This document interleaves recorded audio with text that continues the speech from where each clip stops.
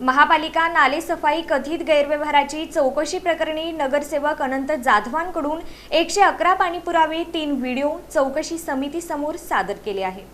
महापालिकेच्या कामातील कथित आर्थिक अनियमिततेप्रकरणी सुरू असलेल्या चौकशी समितीसमोर भाजपचे नगरसेवक अनंत जाधव यांनी तब्बल 111 पाणी कागदपत्रे आणि 3 व्हिडिओ सादर केल्याची माहिती दिली आहे। तब्बल 3 तास 12 मिनिटे समितीसमोर चौकशी झाली असून यावेळी साधक बाधक चर्चा झाल्याचे जाधव यांनी सांगितले। या चौकशी दरम्यान विचारण्यात आलेल्या प्रश्नांची माहिती देणे योग्य नसून समितीचा अहवाल गोपनीय असणार आहे, त्यामुळे अहवाल आल्यानंतरच त्यावर भाष्य करण्यात येईल अशी भूमिका यावेळी त्यांनी व्यक्त केली।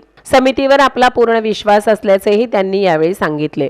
चौकशी समितीतल्या प्रश्नाचे उत्तराची बाहेर चर्चा करणं योग्य नाही, कारण तो अहवाल गोपनीय असणार आहे। आपण त्या समितीचा जो अहवाल येईल त्या अहवाल आल्यानंतर यावर चर्चा करू। माझा या चौकशी समितीवर पूर्ण विश्वास आहे। मी दिलेले कागदपत्र पुरावे आहेत, मी दिलेले सगळे व्हिडिओ रेकॉर्डिंग आहेत, पुरावे दिले आहेत सगळे। आणि भारतीय जनता पार्टीच्या आमच्या सगळ्या पदाधिकाऱ्यांनी नगरसेवकांनी यावर एकमताने सांगितले की जो भ्रष्टाचार अधिकारी आहे त्याच्यावर चौकशी करून जर चौकशी दोषी असतील तर कारवाई करा, असं आमच्या सन्माननीय महापौर साहेबांनी देखील सभागृहात रुलिंग दिलं आहे।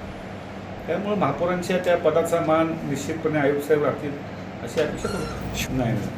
महापालिकेच्या तिजोरीत सोलापूरकरांनी कराच्या माध्यमातून जमा केलेल्या पैशांचा कथित अपहार झाला असल्यास चौकशीत दोष सिद्ध झाल्यानंतर जादा गेलेली रक्कम संबंधितांकडून वसूल करावी आणि दोषी अधिकाऱ्यांवर कठोर कारवाई करावी अशी ही मागणी जाधव यांनी केली आहे।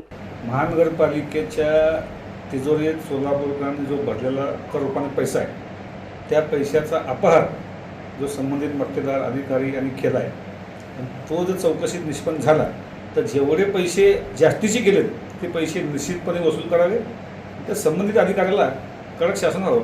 या प्रकरणाची चौकशी पूर्ण होईपर्यंत नगर अभियंता अकुलवार यांना पदावरून बाजूला ठेवावे अशी अधिकृत मागणी आपण आयुक्तांकडे केली असल्याचेही त्यांनी यावेळी सांगितले।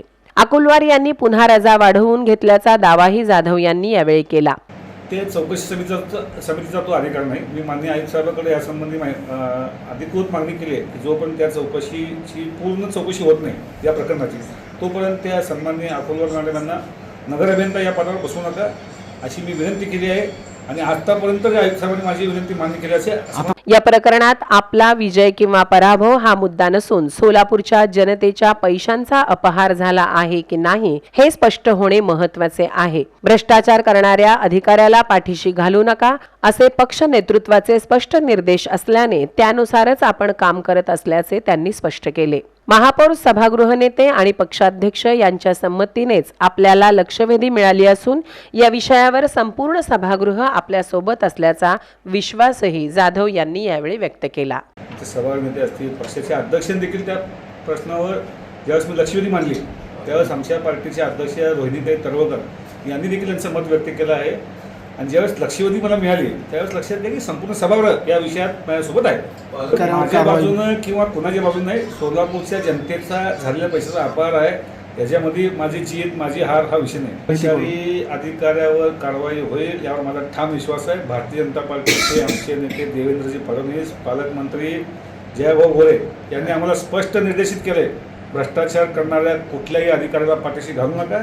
त्यामुळे आम्ही आमच्या नेत्याचा आदेश डोळ्यासमोर काम करतो।